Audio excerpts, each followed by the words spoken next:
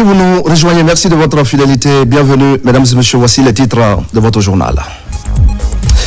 Le contrat de construction de la route Farana-Dabola est signé. La cérémonie a eu lieu il y a quelques jours en présence du ministre secrétaire général de la présidence. 106 km seront réalisés pour plus de 200 millions de dollars américains. Retour des migrants guinéens en provenance de la Tunisie. L'opération est mise en route par le chef de l'État, général Mamadi Doumbouya. L'État ne laissera jamais tomber un Guinéen partout où il se trouve dans le monde. On fera le point tout à l'heure dans ce journal. On ira enfin à Abidjan pour vivre la journée dédiée à la Guinée à l'occasion du FEMUA 2025. Notre pays a brillé sur scène et en dehors des scènes. Une véritable démonstration de puissance culturelle à laquelle nos envoyés spéciaux ont assisté. Voilà pour le sommaire. Bonsoir à tous. Le lundi 14 avril 2025, la salle de réunion du Petit Palais a servi de cadre à la cérémonie de signature du contrat de construction de la route Farana-Dabola. C'est le ministre secrétaire général de la présidence de la République, général Amara Camara, qui a présidé la cérémonie. Cette route longue de 106 km sera réalisée par une entreprise espagnole pour un montant total de plus de 200 millions de dollars américains. Adjudant-chef Bakar Kamano, correspondant de la presse militaire. Et de sa vision pour une Guinée rayonnante, la volonté manifeste du chef de l'État, le général Mamadi Doumbouya, de doter la République de Guinée de réseaux routiers conformes aux normes standards, se matérialise de plus en plus au profit du peuple souverain de Guinée. Cette dynamique imprimée par le chef de l'État se renforce, consolidant davantage les relations diplomatiques de la République de Guinée à l'échelle mondiale. Conformément au troisième pilier du programme Simandou 2040, à savoir infrastructure, transport et technologie, ce département stratégique poursuit ses grandes actions de construction et de réhabilitation des voiries urbaines ainsi que des routes nationales du pays. Ainsi, ce lundi 14 avril 2025, le contrat pour la construction de la route Dabola-Farana a été signé avec une entreprise espagnole. Un montant de 200 millions de dollars américains sera investi pour la réalisation des travaux de cette route longue de plus de 100 km qui n'a jamais connu de bitumage.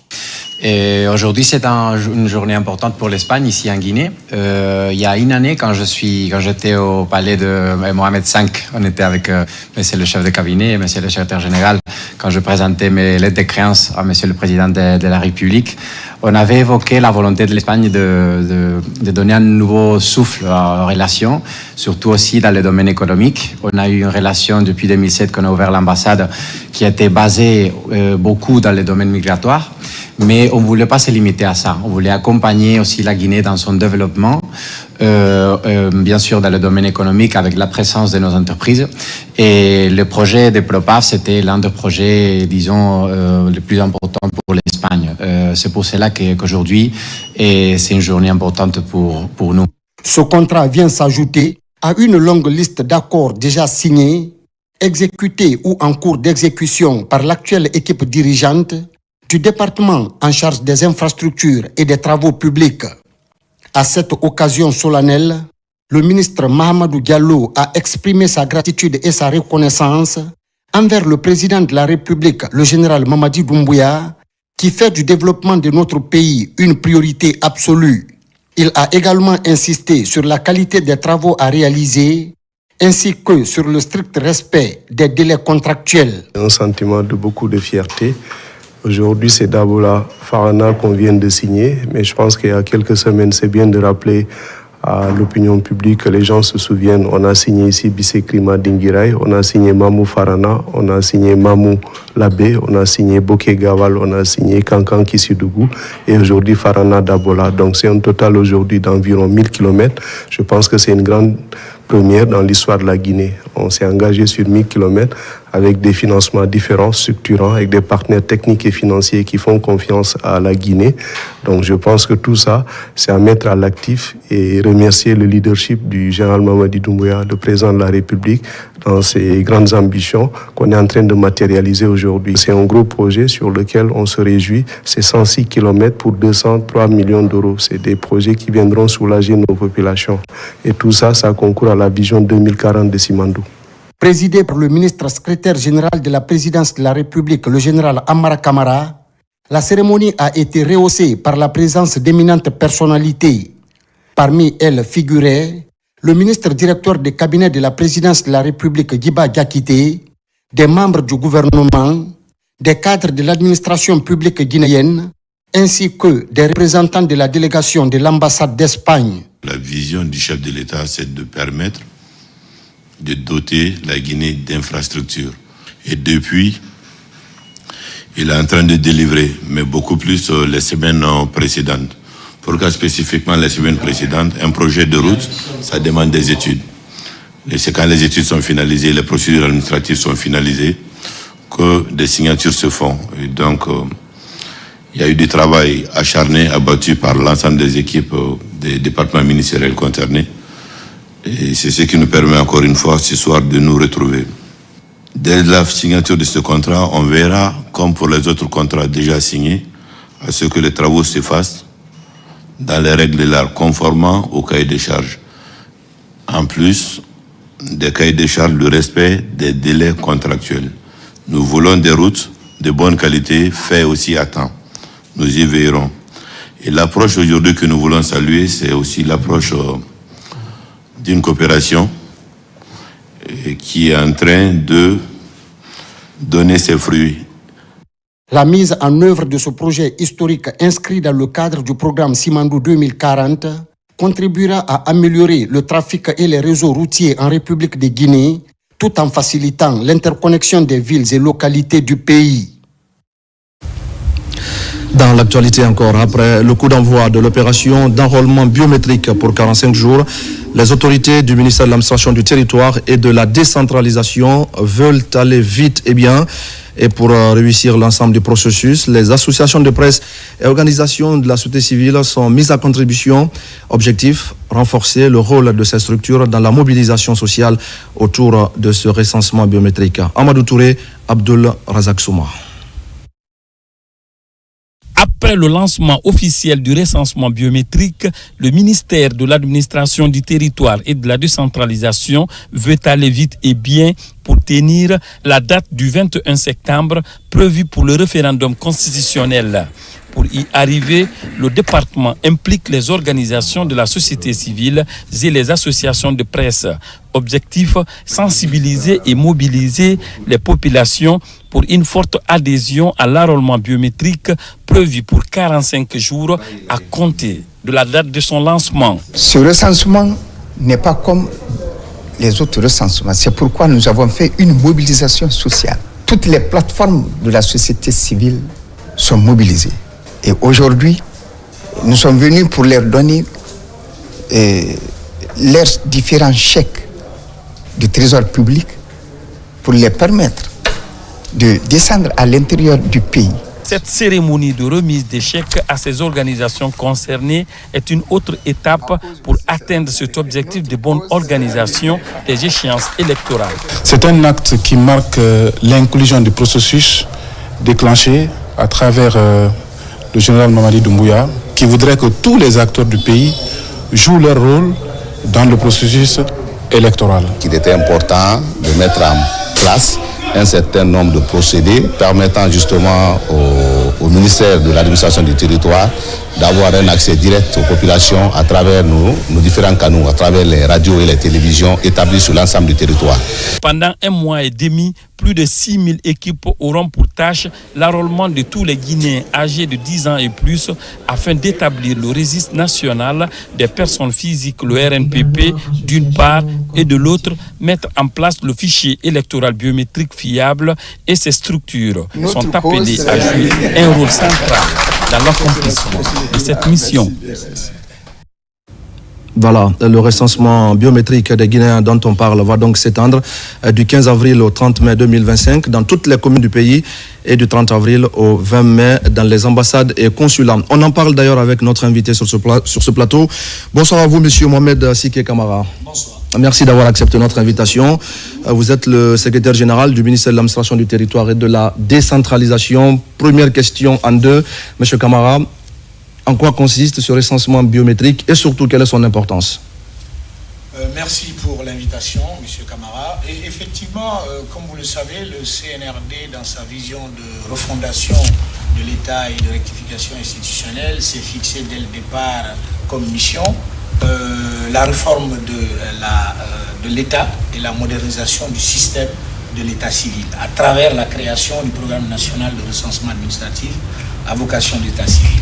Le recensement que nous entamons aujourd'hui a pour objectif la mise en place d'un système d'état civil et d'identification des personnes physiques fiables. Allez, M. Camara, vous le permettez, dans un instant, nous allons revenir à vous pour continuer justement cet entretien. On a un problème de son. On va vous proposer cet élément et juste après, on va revenir à notre invité. Et cet élément, c'est bien sûr le retour des migrants guinéens en provenance de la Tunisie. Je le disais tout à l'heure, l'opération a repris hier avec l'arrivée d'une centaine de jeunes, de femmes et d'enfants. L'histoire derrière cette reprise est particulièrement touchante. C'est le président de la République qui a demandé de remettre le cap sur la Tunisie. Explication, Marie-Angélique Bangoura. Cette opération de rapatriement a une saveur particulière. Elle marque la reprise du pont aérien établi en faveur des compatriotes en détresse en Tunisie. Leur cri de cœur, exprimé dans des vidéos relayées sur les réseaux sociaux, est parvenu au président de la République, le général Mamadi Doumbouya. Le chef de l'État a alors donné des instructions fermes pour leur retour au bercail. Ce qui s'est passé, j'étais en mission et mon témoin est à côté de moi ici, le conseiller en communication, M. Alia Kamara. Il est à côté de moi. Dès que je suis descendu de l'avion à Casablanca, il était 6 heures du matin en Guinée. 6 heures du matin. Le premier appel que j'ai reçu, c'était celui du chef de l'État, le général Mamadi Doumbouya. Qu'est-ce qu'il m'a dit? Je le répète sous serment. Il m'a dit, mais monsieur le ministre, j'ai trouvé des migrants en Tunisie. J'en ai trouvé. Allez les chercher. Il dit qu'il vous a trouvé, le président. C'est lui qui vous a cherché sur le net. Il vous a vu. Il m'a appelé pour me dire, allez les chercher, ramenez-les. Vous êtes ici aujourd'hui. C'est Mamadi Doumbouya. Ce n'est ni Fadima, ni Paul, ni Pierre, ni Zaoro. C'est le général Mamadi Doumbouya qui vous a trouvé. Alors, sa priorité, ce n'est pas les routes. Sa priorité, ce n'est pas le courant. La priorité du chef de l'État, ce sont vous, les Guinéennes et les Guinéens. C'est vous. C'est à vous qu'il donne le courant. C'est à vous qu'il donne la route. C'est à vous qu'il donne l'eau. Il ne se trompe pas. Ce convoi est composé de 142 jeunes compatriotes, dont 12 femmes et 17 mineurs. Ils expriment leur reconnaissance au chef de l'État qui, depuis le début des opérations de rapatriement, a déjà permis à plus de 18 000 Guinéens de rentrer à la maison pour participer aux efforts de développement du pays. Depuis 2021, je suis parti en Tunisie, c'était en octobre. J'ai fait le retour en Guinée parce que la Tunisie, il y a trop d'agressions, il y a trop de patrouilles. Les bailleurs, si tu loges la maison, c'est eux-mêmes qui vont appeler les clochards pour vous agresser. Moi, ils ont venu un jour, j'étais seul dans la maison avec les machettes. Ils ont fait ce qu'ils voulaient, j'ai envoyé la photo à ma famille. Les cicatrices sont là. Ma femme était enceinte de 5 mois. La police tunisienne lui a pris, on l'a envoyé en Libye. Donc la famille a tout fait. Donc c'est grâce à la famille elle s'est retournée en Tunisie. Après l'accouchement, 5 mois après, ils ont venu casser la porte, notre porte. Le bébé était avec moi comme ça. Ils ont retiré le bébé, on m'a menotté. On nous a envoyé au milieu du désert. Donc on a fait 3 jours sans manger ni boire, les Tunisiens. Et puis ils ont violé les hommes là-bas, les mineurs qui étaient avec nous. Ça s'est passé devant nous. wongono courage fidam Mamadi Doumbouya ma kolo mana wal fe hera mina aventure ini mina aventure Mamadi Doumbouya ga wal kolo mane yat bilema akolo ana wal fe la Guinée be yat donc wonga bela sa wonga Mamadi Doumbouya sarefi aga walira ana ga na ba fe Guinée be to dimme be forebe population birimba na ga na ba fe be ndena beto era mire moyen munenida era be mo stoma kianere ka vola mu siga mu fora mu muno be l'idée.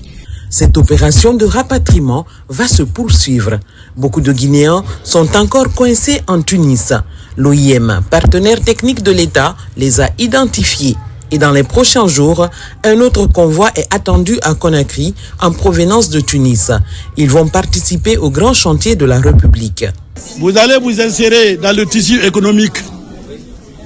Vous avez trouvé ici, vous le savez, Simandou 2040. Voilà. Ce n'est pas Simandou 2020. C'est pas 2040. Non.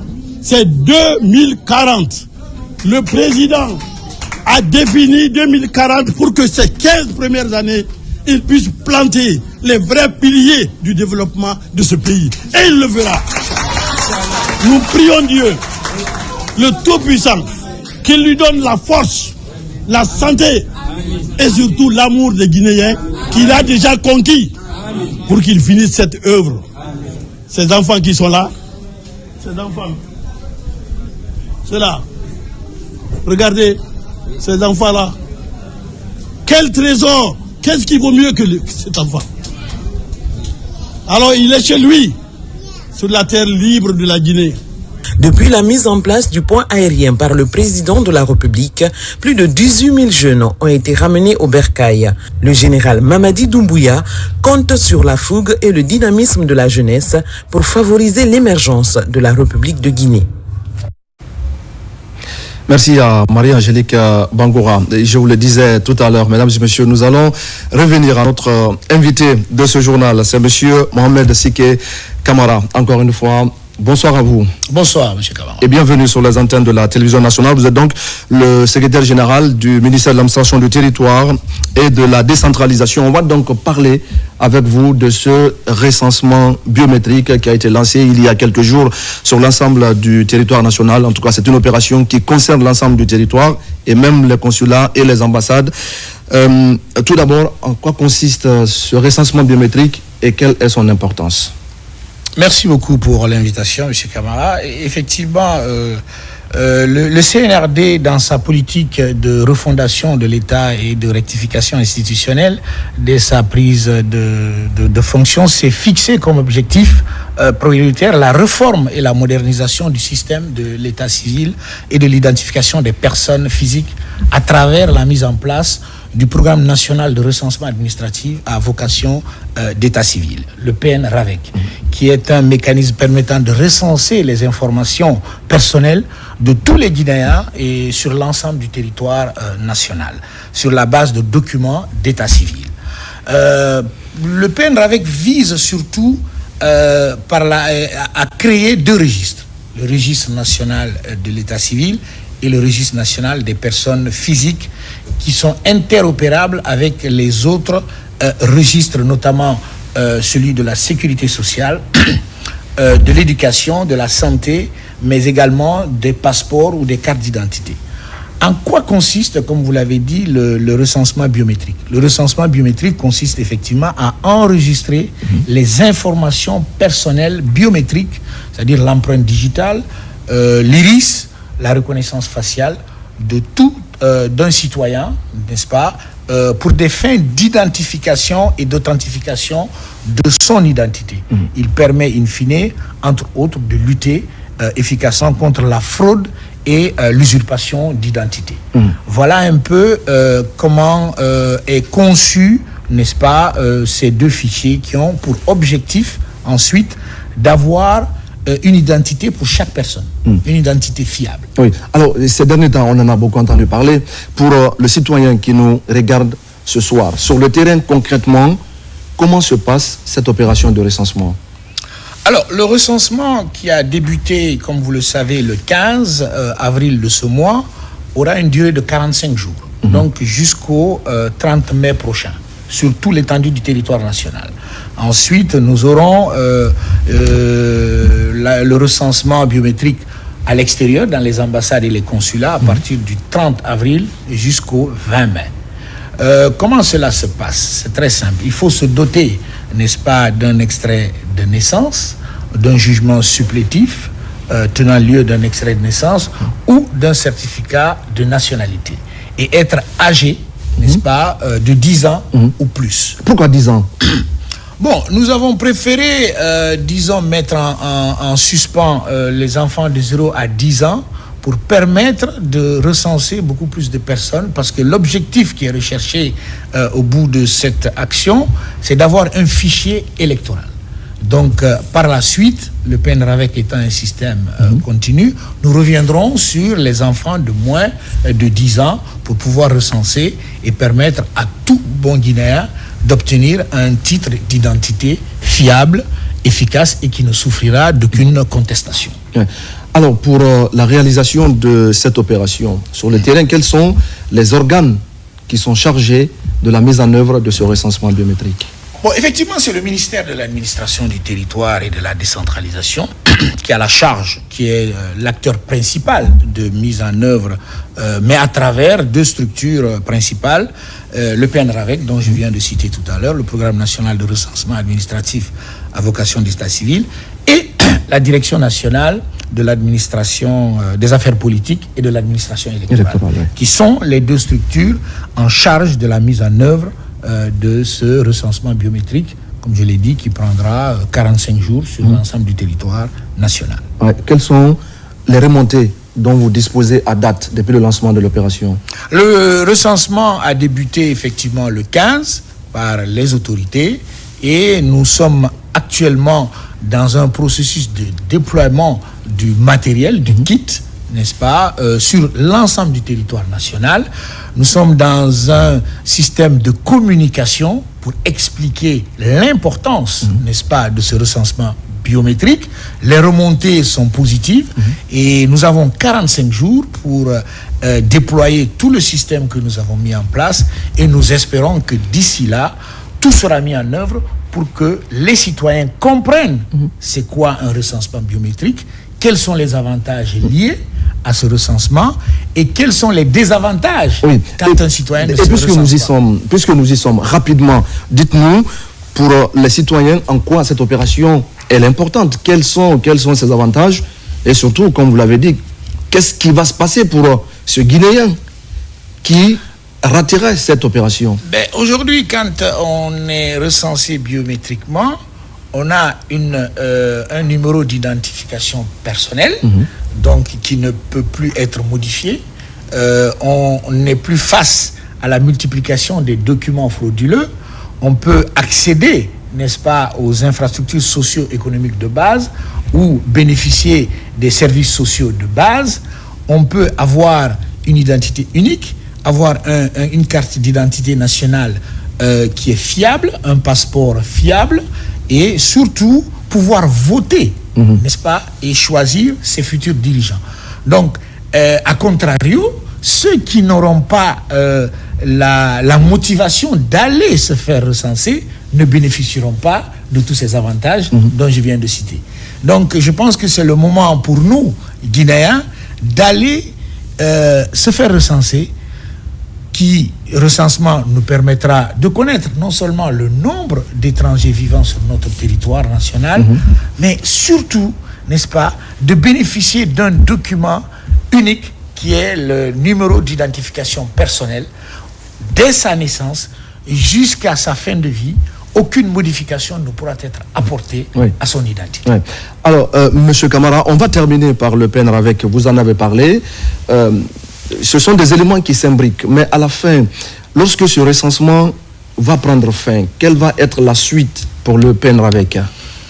Le PNRAVEC continuera. Vous savez, les faits d'état civil ne s'arrêtent jamais.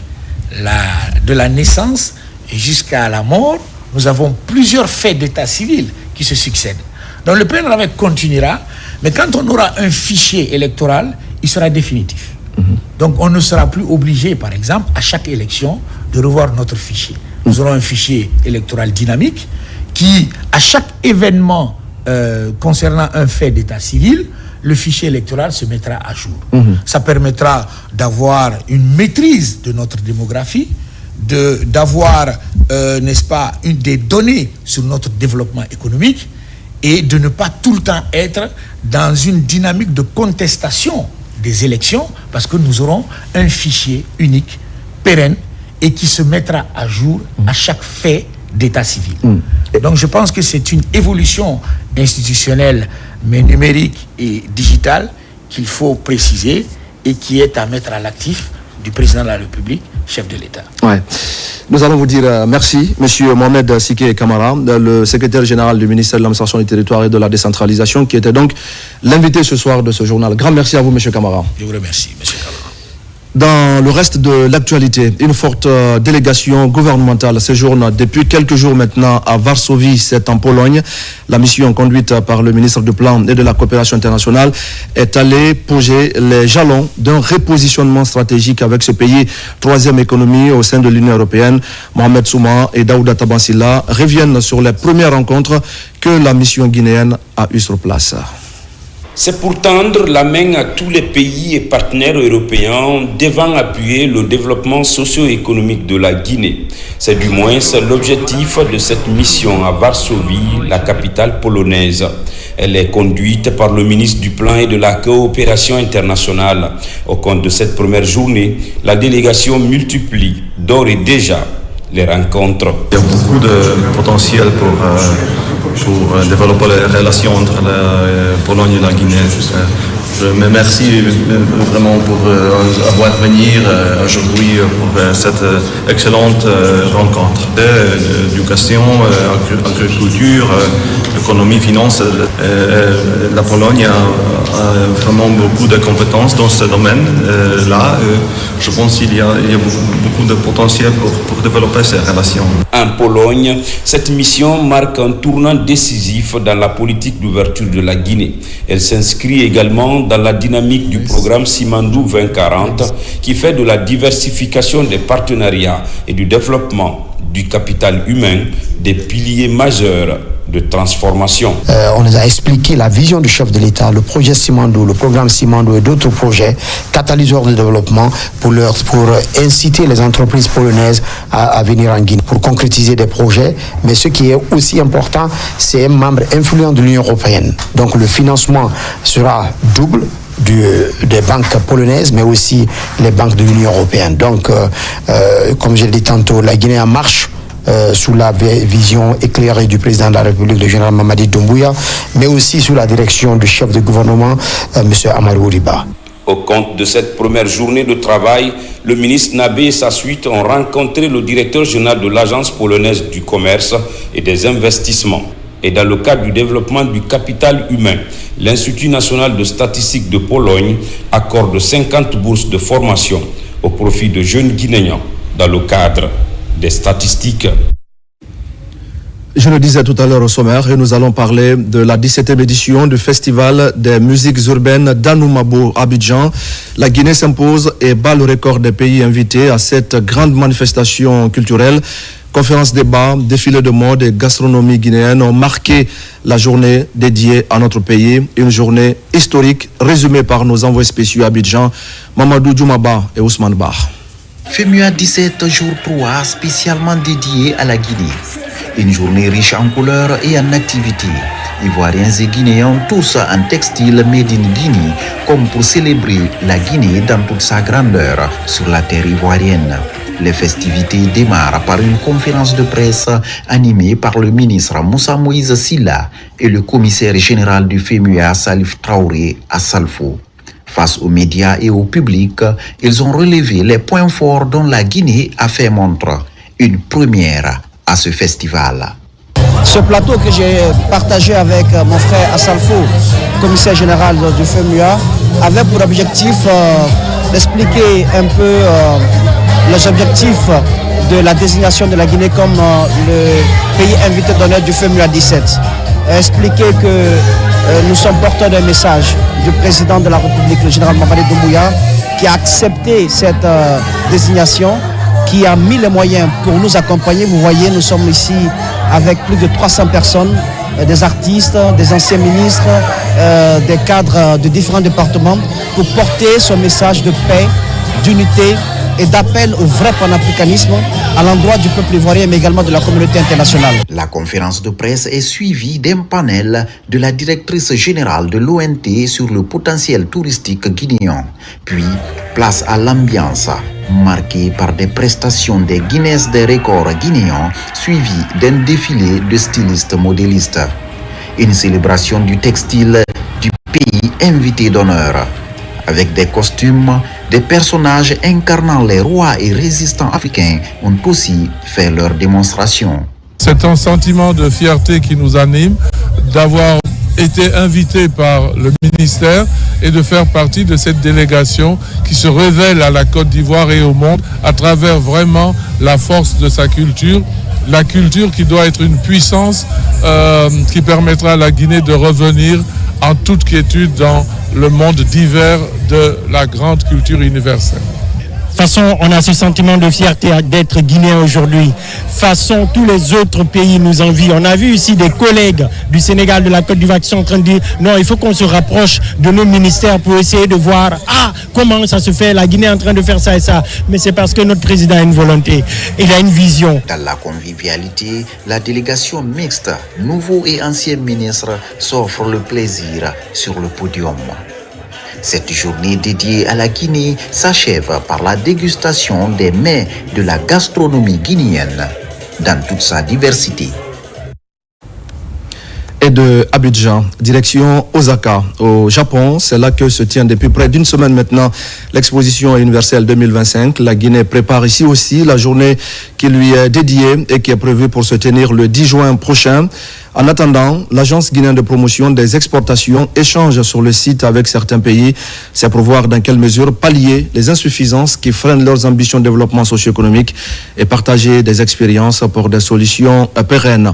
Envoyé spécial à Osaka, Karim Kamara. Chaque jour, la ville d'Osaka s'éveille vrambissante. Des mouvements rapides de rotation sont orientés vers l'île artificielle de Yumeshima, appelée encore île des rêves. Une ville dans la ville où tous les intérêts sont concentrés sur l'exposition universelle. Ici, l'innovation des uns et des autres rivalise. En l'espace de 5 jours, le stand de la Guinée a reçu environ 5000 visiteurs. Mes remerciements au président Mamadi Doumbouya et au président général Assimi Goïta, deux présidents visionnaires qui sont en train aujourd'hui de faire la promotion de leur pays et inculquer à la jeunesse et à l'ensemble de l'Afrique cette marque de confiance en soi. Et nos visiteurs sont beaucoup plus impressionnés par le programme Simandou, vu la transformation économique et sociale que ça va donner ici aux Guinéens. En dehors de ça aussi, nos visiteurs sont beaucoup plus impressionnés par l'arbre à palabre, conformément au sous-thème que nous avons choisi. Dans la foulée, l'Agence guinéenne de promotion des exportations entreprend une démarche qui vise à explorer des pistes de futurs partenariats. Plusieurs stands sont visités et les échanges d'expériences portent sur des sujets comme l'agriculture, l'environnement à travers la protection des ressources naturelles ou encore le tourisme. Il fallait quand même qu'on essaye de voir quels sont nos points de convergence et quels sont nos points de divergence. Déjà, la chance est que la plupart de ces pays visités aujourd'hui, on a les mêmes thèmes en fait. Nous sommes allés sur sauver des vies. Donc il fallait qu'on sache par exemple le Mali, sur quoi il se base pour sauver les vies. D'ores et déjà, la Guinée prépare sa journée nationale dans cette exposition. Par une visite guidée, la délégation guinéenne arrive dans la salle devant abriter les activités de cette journée ainsi que les autres salles connexes, notamment celles techniques pour la vidéo, le son et la lumière. C'est une belle salle qui peut accueillir jusqu'à 500 personnes. Nous avons 3 écrans où nous pourrons diffuser les vidéos que nous voulons. Nous avons une grande scène où nous pourrons organiser un spectacle culturel. La salle répond parfaitement aux attentes de la Guinée. Dans l'exposition universelle d'Osaka, le 10 juin 2025 est la date prévue pour la journée dédiée à la Guinée. Laquelle journée, le ministère du Commerce, Industrie et PME déclinera l'agenda lié à tous ces programmes de transformation socio-économique, suivi de spectacles culturels. Retour en Guinée pour parler d'un anniversaire historique, celui du quotidien national Orea. Depuis 64 ans, en effet, ce journal accompagne l'histoire de la Guinée en tant qu'outil d'information et de formation citoyenne. Aujourd'hui, le quotidien national Orea connaît un nouvel essor avec la rénovation de son siège et sa transition vers des plateformes numériques. Plusieurs anciens collaborateurs sont honorés et des archives exposées à l'occasion de cet anniversaire. Fodé Alpha Camara. En 1958, sous le nom de Liberté, à la veille de l'indépendance guinéenne, le journal devenu Orea en 1961 a accompagné depuis 64 ans l'histoire du pays en tant qu'outil d'information et de formation citoyenne. À l'occasion de cet anniversaire marquant, une cérémonie commémorative a réuni cadres du ministère de l'Information, professionnels des médias et invités pour célébrer ce parcours. À 64 ans du journal Orea, ça mérite d'être fêté. C'est pourquoi le département s'est mobilisé pour donner à l'événement un éclat tout particulier. Je crois que vous avez suivi les différents discours et vous avez vu la joie de nos aînés, certains aussi qui nous ont quittés. Donc il était de notre devoir de venir participer à cette cérémonie et de témoigner notre reconnaissance à tous les grands rédacteurs qui se sont succédés, à tous les grands directeurs qui se sont succédés, parce que Orea était vraiment un modèle. Pour nous, cette fête, c'est une façon de dire aux uns et aux autres, continuez de nous faire confiance. On est un service de l'État guinéen et nous sommes là pour le peuple de Guinée. 64 ans, c'est beaucoup et je pense que la flamme continuera encore de brûler. Et aujourd'hui, avec cette nouvelle équipe, on est en train de dynamiser encore Orea. Aujourd'hui, vous avez Orea papier, vous avez les digitaux de Orea, vous avez Orea Internet. Aujourd'hui, nous faisons pratiquement tout ce qu'une télé peut faire. Lors de l'événement, les anciens collaborateurs ont été honorés pour le service rendu. Orea a été un grand journal dans l'Afrique. Et moi, je vous dis, j'étais invité partout. En France, en Belgique, en Corée, en Russie. Tous les grands journaux invitaient le journal Orea. Des archives historiques ont été exposées, retraçant l'évolution du journal depuis les années 1960. Une lecture du Saint-Coran a également été organisée pour rendre hommage aux pionniers et prier pour la paix. Et toutes nos excuses pour la qualité de ces images. Pendant ce temps, dans la capitale forestière à Zérékoré, les hommes de médias sont à l'école de la gestion des rumeurs. Cette formation vise à déconstruire les rumeurs et à favoriser la diffusion d'informations saines, surtout en cette période de transition en Guinée. Lancé Kamisoko. Journalisme sensible au conflit et la gestion des rumeurs, deux thèmes extrêmement importants dans la pacification de la cité, sur lesquels les hommes de médias de la Guinée forestière renforcent leurs capacités, bâties sur des activités de formation, d'information et de communication adaptées au contexte. Ce projet pose les bases d'une synergie d'action entre les acteurs. Invite vous est donc faite, les professionnels que vous êtes, pour impulser une action concertée et cohérente visant à déconstruire les rumeurs et à véhiculer les bonnes informations dans un élan patriotique et au regard des enjeux électoraux qui s'annoncent. Cette formation va permettre aux journalistes de savoir comment se comporter lorsqu'il y a une crise, un conflit qui éclate.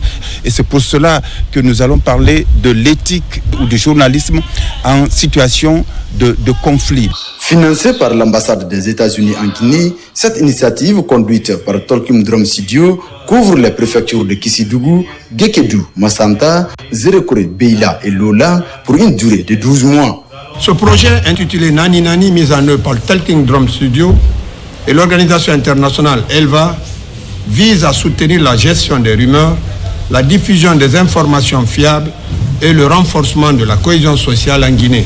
Au nom de M. le gouverneur de la région de Zérékoré et à mon nom propre, mes sincères remerciements à l'ambassade des États-Unis pour son appui constant à la promotion de la paix, de la liberté d'expression et du professionnalisme des médias dans notre pays. Dans un contexte guinéen marqué par l'avènement des échéances électorales, il est donc important de rappeler aux hommes de médias le rôle qui leur est dévolu dans l'établissement d'une cité pacifique. À présent, le contenu de ce communiqué du ministère du Travail et de la Fonction publique.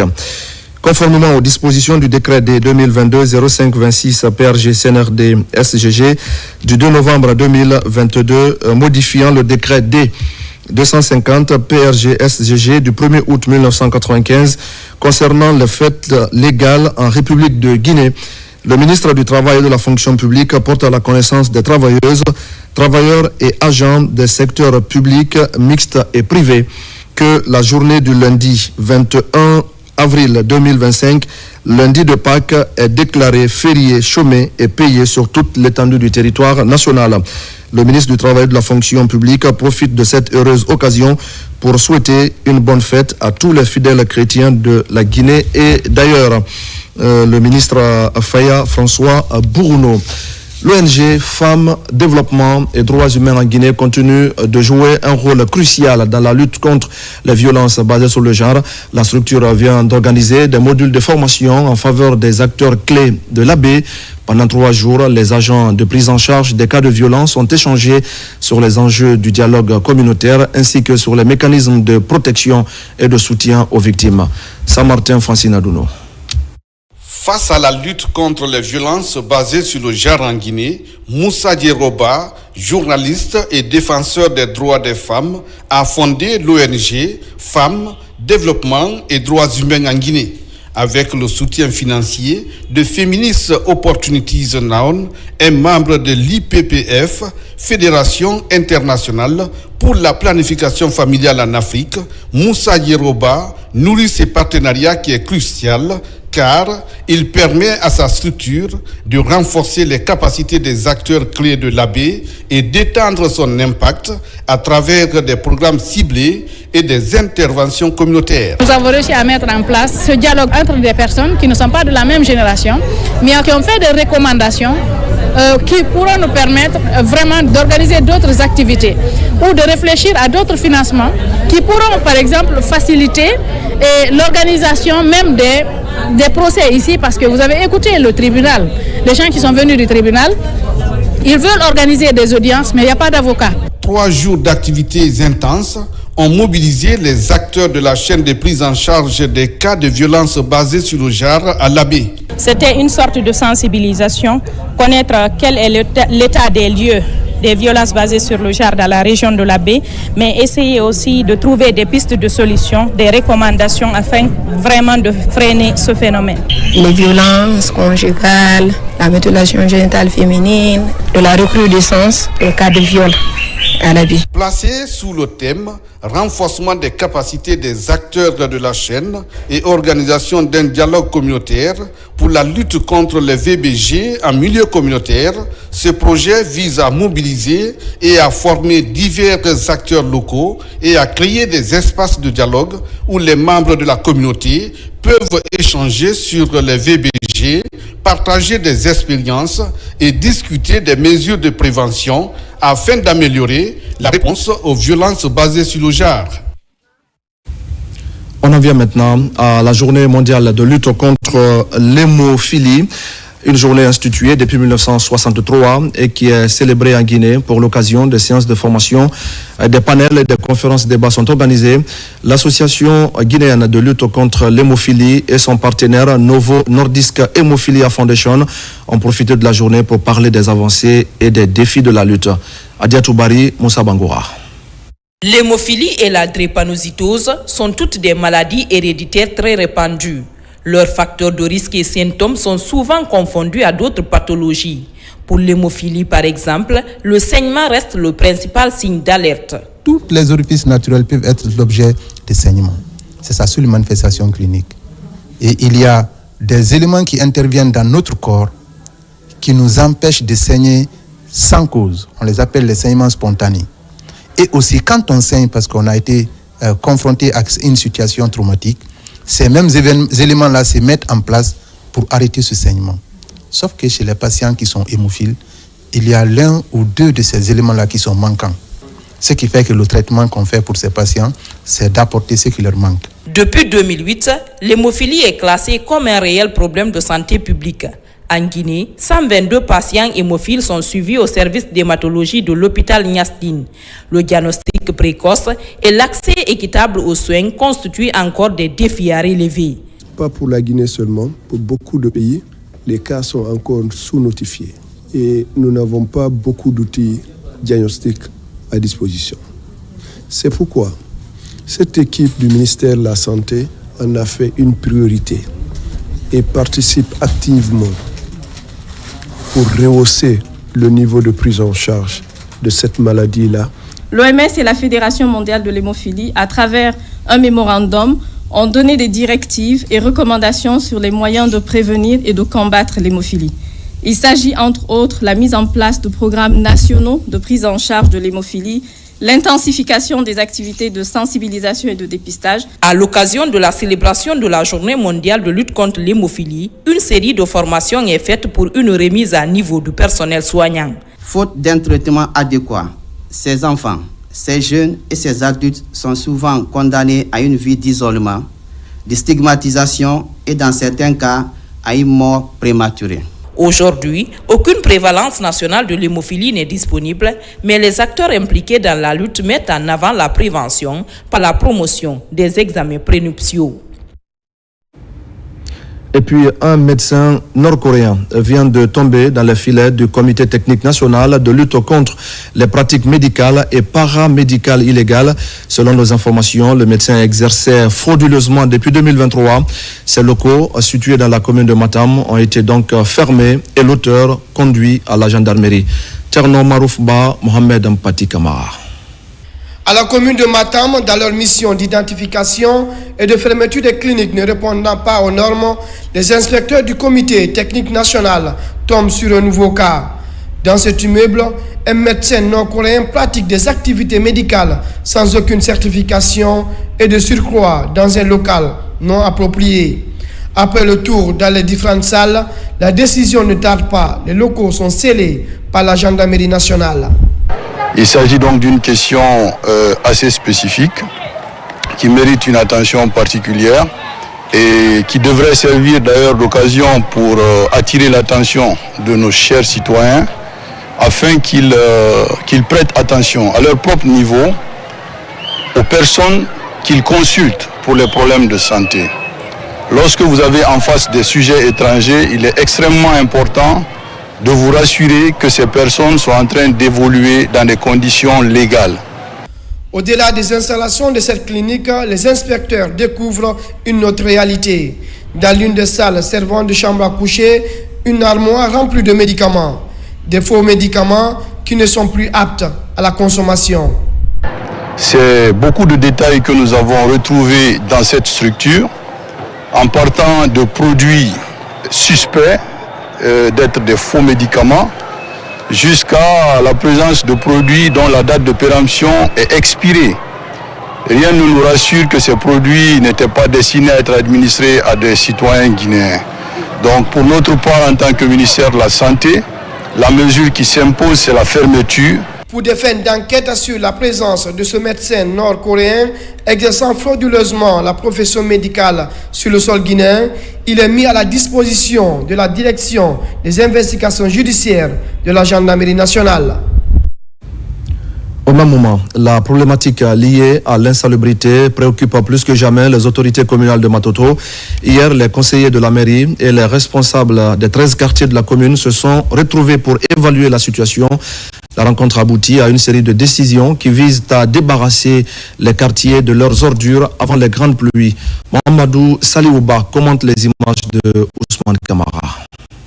L'amélioration de la gestion des finances publiques est une priorité de l'État guinéen, ce afin de promouvoir des pratiques budgétaires et sociales bénéfiques au financement des infrastructures économiques et sociales qui sont déficitaires actuellement dans le pays. Les différentes séries de formations sont programmées pour renforcer les capacités des étudiants qui sont dans les universités, les organisations de la société civile, ainsi que les médias, afin que ces derniers puissent jouer leur rôle. Lors de cette conférence de débat, les participants ont été sensibilisés sur le civisme fiscal et la transparence budgétaire. Le débat a été très riche parce que tout simplement, il nous a permis de comprendre que la gestion budgétaire est un levier pour permettre et encourager le civisme fiscal. Le civisme fiscal et la transparence budgétaire impliquent à la fois un accroissement de la mobilisation des ressources intérieures, mais aussi un renforcement de la préparation budgétaire et du contrôle de la chaîne de dépenses publiques. Le bon citoyen concourt à ce qu'on appelle le vivre ensemble. Et vivre ensemble, cela veut dire que les paramètres de la vie, notamment l'éducation, la santé, les infrastructures, et pour que ces infrastructures soient réalisées, il faudrait que chaque citoyen, en ce qui le concerne, puisse faire sa part de cotisation. Le projet de renforcement de l'engagement citoyen pour le civisme fiscal et l'amélioration de la transparence budgétaire est porté par l'ONG AFVDD avec le financement de l'Agence française de développement et l'Union européenne. Un projet qui couvre l'ensemble des régions administratives de la Guinée et pour une durée prévisionnelle de 15 mois. Vous l'aurez donc compris, mesdames et messieurs, c'était le compte-rendu de Nabila Moussa Kamara et Sarafdine Diallo sur ce projet de renforcement de l'engagement citoyen en faveur du civisme fiscal et de l'amélioration de la transparence budgétaire. Ça se passe donc à l'Abbé. On retourne à l'élément de Mamadou Saliouba sur la lutte contre l'insalubrité dans la commune de Matoto. Le long des ruelles, ces ordures ça et là, ou encore ces poubelles débordées, attire toutes les attentions à l'orée des grandes pluies. À la commune de Matoto, la question s'impose comme une urgence absolue pour les conseillers de la délégation spéciale et les responsables des 13 quartiers de la commune. Nous avons vu que la présidence de ces PAV ne répondait pas réellement à la politique d'assainissement qui était mise en place. Il s'agit de tenir la ville propre, de tenir nos rues propres, parce que ce sont ces routes qui sont le plus souvent vues en premier lieu pour toute personne qui se rend chez nous. Nous sommes prêts à accompagner les autorités de Matoto, à accompagner les autorités de la République.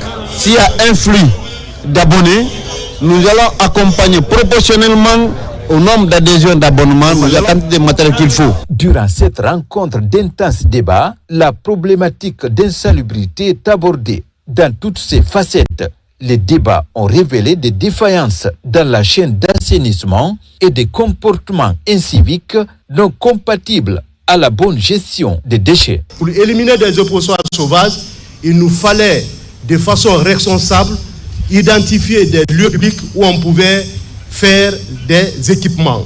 Il a été question que le transfert des compétences se fait de façon concomitante avec le transfert des moyens. Ce cri de cœur aujourd'hui a été entendu par la plus haute autorité de la République, qui est son Excellence le général Mamadi Doumbouya. C'est désormais la course contre la montre pour débarrasser les quartiers des ordures avant la grande pluie. L'ONG Action pour la défense des acquis de la République vient également d'organiser une séance de sensibilisation des femmes. La promotion de l'autonomisation de cette couche est l'objectif recherché. La cérémonie a eu lieu à la tannerie, toujours dans la commune de Matoto. C'est un compte rendu de Mikini Moussa Kamara et Tcherno Maroufba. Entre hommes et femmes, le gouvernement guinéen a engagé des réformes vigoureuses. Il a pris des mesures structurelles et institutionnelles pour transformer les normes sociales. Depuis 3 ans en Guinée, l'autonomisation économique, sociale et politique des femmes est devenue non seulement une réalité, mais un déterminant fondamental de la consolidation du bien-être de la jeune féminine et de la cohésion sociale. Je appelle toutes les femmes à être autonomes. Si vous voyez aujourd'hui, j'ai décidé de faire la formation sur l'entrepreneuriat féminin. Ça veut dire les femmes aussi peuvent entreprendre. Rester à la maison, attendre l'aide des hommes n'est pas la solution. Donc j'appelle toutes les femmes du monde, principalement dans mon pays, la Guinée, de se lever, entreprendre, être indépendants de eux-mêmes. C'est dans cette lancée qu'on a une fois organisé un mouvement d'assainissement dans lequel on a motivé les femmes du marché, qui sont généralement des femmes analphabètes, pour qu'elles soient avec nous, et à long terme les initier à des activités qui vont les permettre d'être autonomes. La structure décide de renforcer les capacités socio-économiques des femmes à travers la formation de plusieurs d'entre elles à la gestion financière, coopérative et au leadership. Il est extrêmement important que l'estime de soi soit renforcée d'abord chez les femmes. Et ensuite, qu'elles comprennent c'est quoi l'entrepreneuriat féminin. Il y en a qui pensent, entre guillemets, que l'entrepreneuriat, c'est seulement avoir une grande société de renommée internationale. En outre, plusieurs groupements féminins de la capitale ont reçu des cours d'alphabétisation afin de promouvoir l'émancipation et le droit de la dite couche. Lancement officiel d'une nouvelle entreprise panafricaine de digitalisation en Guinée. La société Meraki Tech Guinée a pour objectif la transformation digitale des entreprises, mais aussi la formation des femmes et des jeunes sur les métiers du numérique. On fait le point avec Ali Badara Kondé. C'est parti avec le lancement officiel de la nouvelle entreprise panafricaine de digitalisation en Guinée dénommée Meraki Tech Guinée. Elle se fixe pour ambition d'accélérer la transformation digitale des entreprises africaines grâce à des solutions innovantes, accessibles et adaptées à leur réalité. Notre première filiale a été ouverte en Côte d'Ivoire depuis 2019 et nous avons décidé pour notre vision 2024-2025 d'ouvrir en Guinée parce que c'est un marché qui nous intéresse depuis longtemps. On a une grande initiative de formation des femmes au numérique, donc formation sur les métiers du numérique, mais aussi formation à des outils qui vont leur permettre d'être plus autonomes dans leurs activités. Et ce que nous faisons aujourd'hui, c'est vraiment de co-créer les solutions et les technologies adaptées au marché africain. Alors, aussi en termes de transformation digitale, nous intervenons dans le développement des solutions et bien évidemment dans du marketing digital aussi. Meraki Tech Guinée, c'est aussi la transformation digitale des entreprises en Guinée. Elle envisage de participer à la formation des femmes et des jeunes sur les métiers du numérique. On est très content de voir que justement un jeune cabinet a pu développer des solutions on va dire africaines, parce qu'à la fin de la journée, même si les applications que nous utilisons sont de l'extérieur, ce sont des applications, mais des produits qui sont développés par un cabinet africain. Cette entreprise panafricaine met à la disposition de ses consommateurs des produits comme le logiciel de gestion des établissements scolaires, une plateforme 360 de gestion des clients pour ne citer que ceci. Dans l'actualité encore, après les premières marches pour la paix dans les régions du pays, la synergie GMD25 et tous les mouvements affiliés viennent de se retrouver. Ils ont dressé le bilan des activités déjà réalisées et échangé sur les projets en cours. Leur objectif est de mieux accompagner les actions de développement initiées par le chef de l'État, général Mamadi Doumbouya. Bakari Bamba Kondé. La coordination générale de la synergie GMD25 a tenu une rencontre avec tous ces mouvements de soutien au président de la République. Cette réunion qui s'est déroulée à son siège a regroupé les représentants de diverses organisations, associations et mouvements citoyens engagés à accompagner la vision du général Mamadi Doumbouya. L'objectif était de faire le point sur les activités réalisées et se pencher sur les perspectives pour renforcer la synergie. La synergie est une plateforme fédératrice qui met l'ensemble des mouvements de soutien, les intégrer dans un projet global de mobilisation et de sensibilisation pour que cela puisse réussir partout en République de Guinée. Au cours de cette rencontre, plusieurs mouvements ont présenté un bilan détaillé des initiatives qu'ils ont mises en œuvre pour soutenir le président. Nous avons d'autres activités parce que la synergie, elle est nationale. Nous avons Mamou, Mandiana, et pourquoi pas le 19, la commune de Kaloum doit recevoir l'homme de destin, celui qui a l'amour pour sa patrie, l'expression même du patriotisme. Je veux nommer le général Mamadi Doumbouya. C'est la population de Massantan qui m'a mandaté de venir représenter Massantan et prouver à général Mamadi Doumbouya que nous sommes pour lui. La Guinée est pour le général Mamadi Doumbouya. Les mouvements présents ont convenu de mettre en place un plan d'action commun basé sur les campagnes visant à sensibiliser la population sur les réalisations du CNRD et à mobiliser le soutien autour des projets futurs. Un mot de sport avec cette semaine de formation et de détection des jeunes basketteurs. L'initiative est soutenue par la Fédération guinéenne de basketball avec pour objectif de contribuer à développer les compétences sportives des talents et à promouvoir cette discipline dans notre pays. Plusieurs jeunes ont été retenus et devront donc poursuivre des séries de stages pratiques. Ablé Diallo. Cette séance d'entraînement est le couronnement d'une semaine de formation de ces jeunes pépites du basketball guinéen. L'idée est d'améliorer le niveau des jeux de ces jeunes basketteurs, mais aussi leur inculquer des valeurs telles que le travail d'équipe, la discipline et la persévérance. Notre objectif, c'était de travailler la défense et l'attaque. Donc nous avons travaillé l'attaque, c'était comment espacer le terrain. C'est pour cela que vous voyez sur le terrain, il y a des calls là, en bleu là. Comment espacer, les apprendre, comment être patiente, comment se bouger sans ballon, comment passer, jouer en équipe. En défense, nous avons travaillé comment rétrécir le terrain, comment aider, on appelle ça 70-100. Cette démonstration de ces jeunes joueurs est l'illustration parfaite de l'impact positif des programmes développés au cours de ce partage d'expériences entre les professionnels et les locaux. J'ai appris assez de trucs, par exemple comme l'occupation du terrain et ne pas se précis quand tu as le ballon. J'ai appris plein de trucs, le mindset, tu te places très bien, la tête posée.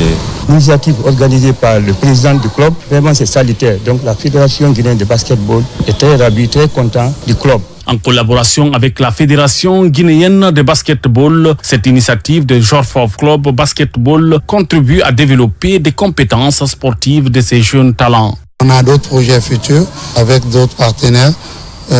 Pourquoi ne pas aller vers la construction d'une école de basketball en Guinée, qui sera une première au niveau de la sous-région. Nous, notre vision est basée sur l'international. À l'issue de plusieurs jours d'activité, 20 jeunes basketteurs sont sélectionnés pour cette année et 9 pour l'année prochaine.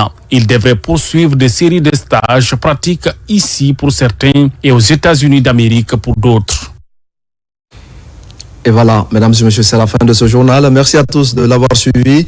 Je vous retrouve demain pour d'autres actualités de l'année, notre paradis terre de richesse et d'innovation. Je vous souhaite à tous de passer une belle soirée en compagnie de nos programmes.